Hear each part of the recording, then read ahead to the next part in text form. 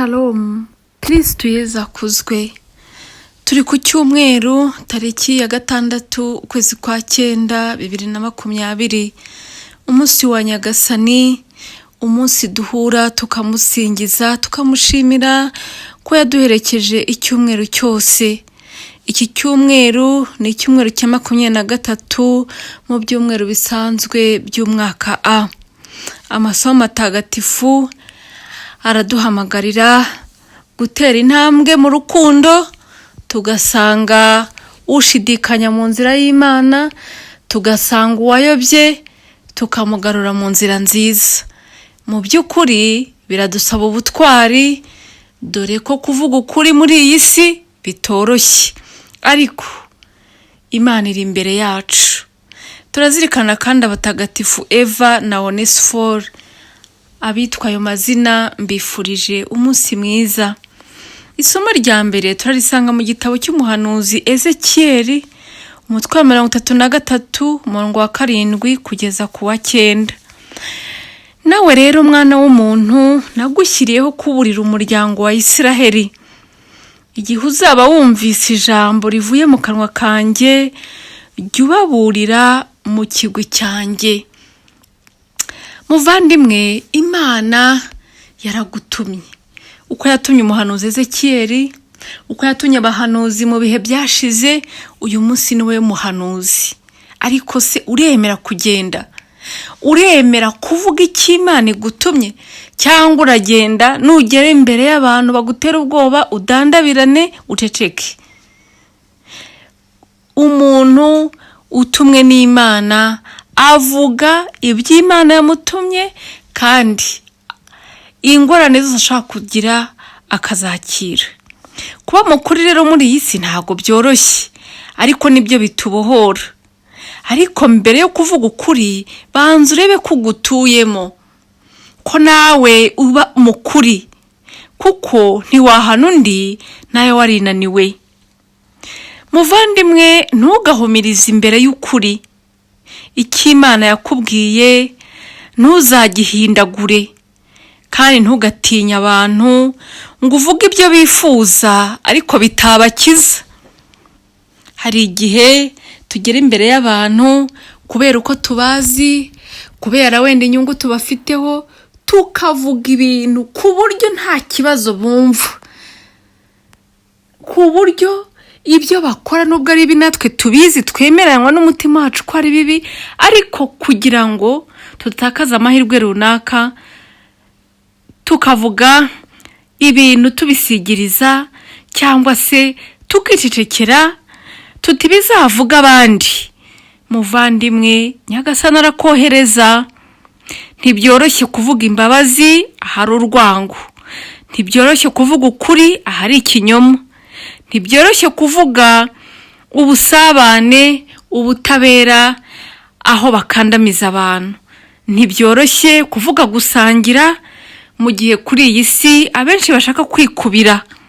Hakeneye rero abantu bibutsa abandi ibyiza, kuko kumenya ibyiza ntibihagije, ahubwo kubikora.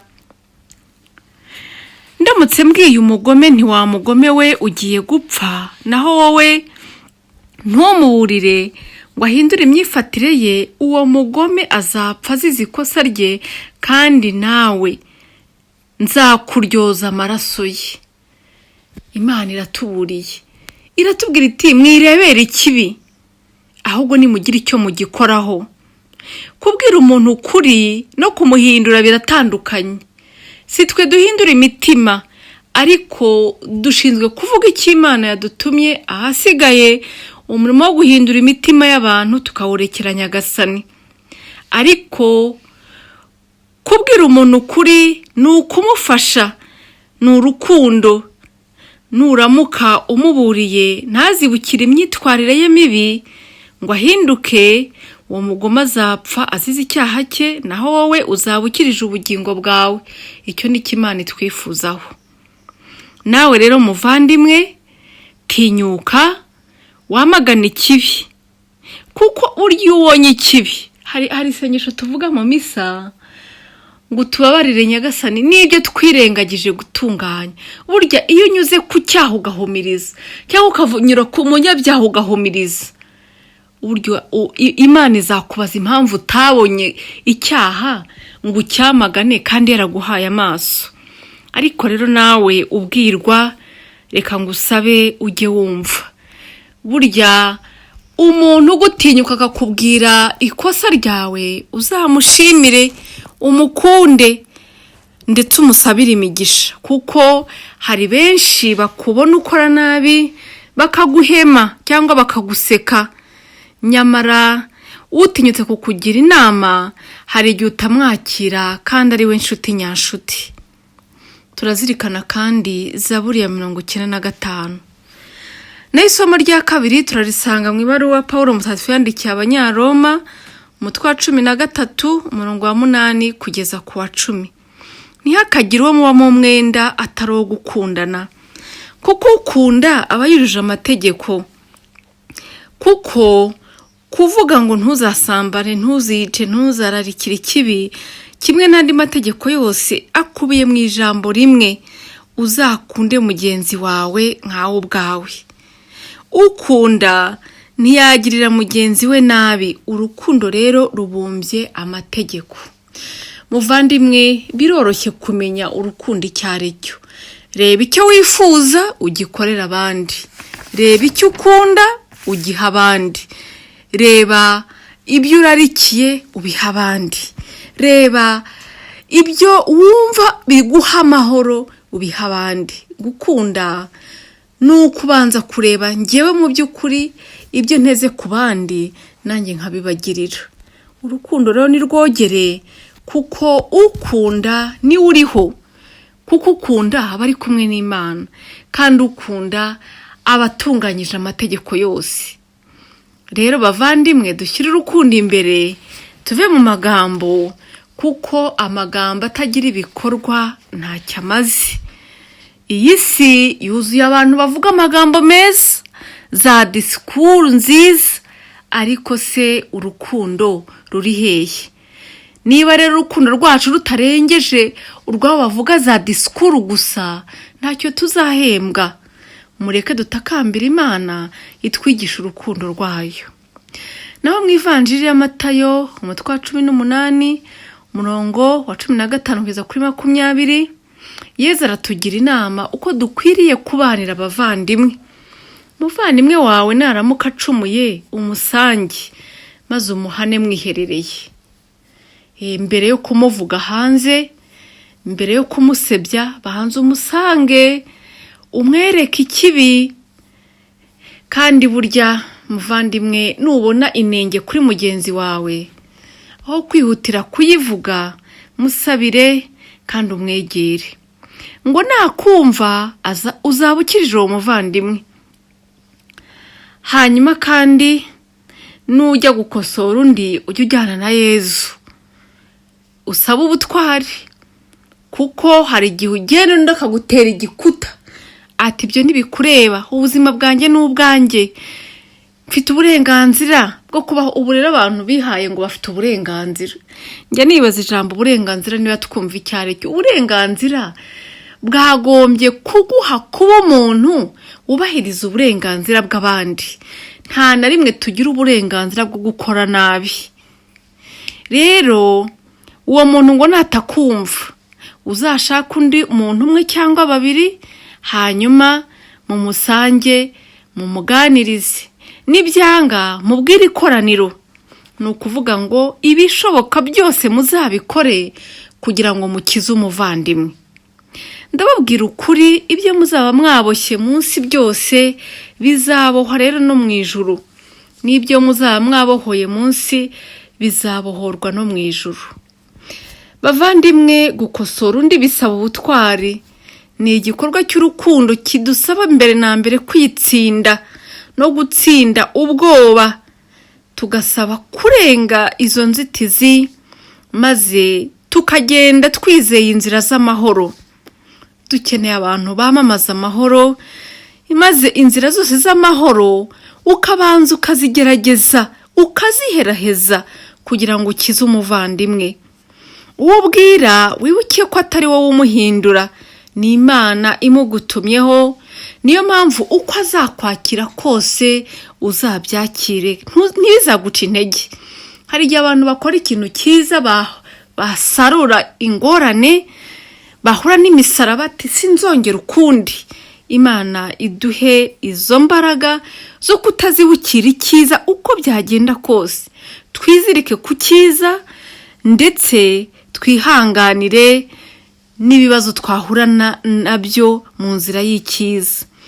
Ibyo uzahura nabyo mu rugendo ntibizaguca intege.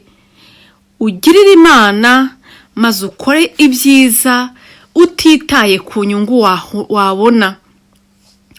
Kandi ugira Imana agira umugira inama. Bavandimwe, mureke duce bugufi. Burya kutakira umuntu tugira inama kenshi biva ku bwirasi.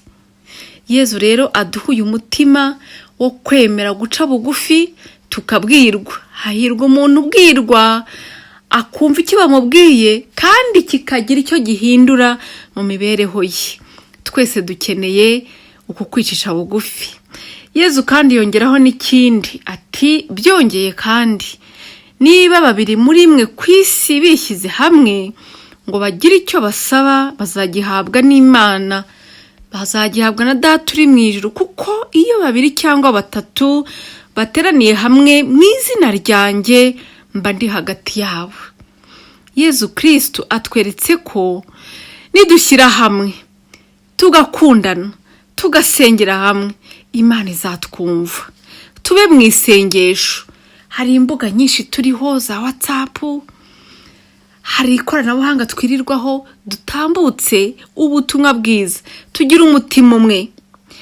Njya mbona imbuga zimwe na zimwe abantu bagira myiherero, abantu basengera abandi, abasengera amahoro, abasengera COVID-19 ngo igende, abasengera abanyabyaha, yewe ni benshi. Ariko mbere yo gusenga tujye tubanza turebe uko tumeze. Turasenga tumeze dute? Turasenga twitwaye dute? Ese twarahindutse? Kuko burya iyo abantu bahuje umutima, barangamiye Imana, barangamiye ubutungane, nta kitatuma Imana ibumva.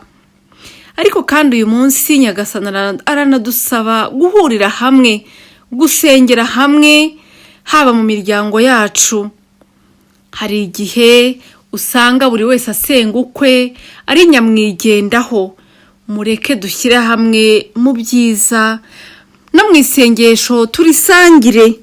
None se ni gute abantu mu rugo basangira ibiryo iby'umubiri, bagasangira inzu, bagasangira n'ibindi byose bibafasha gufatanya, ariko byagera ku isengesho umwe ati unsengere nzaba nsenga, cyangwa se tiyo musenze burya nanjye mba nsenze. Oya, ntihakagire n'umwe ugira ubunebwe.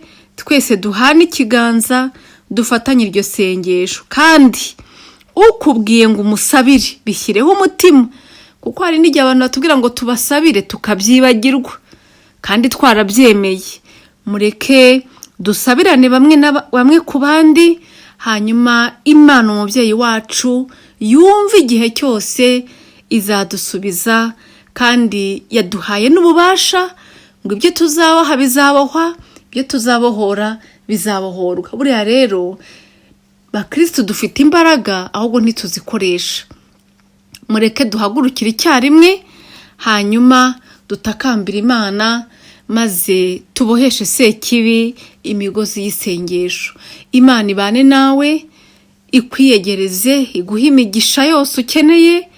Kandi muvandimwe, niwumva ijwi ry'Imana ujye umenya gukingura umutima.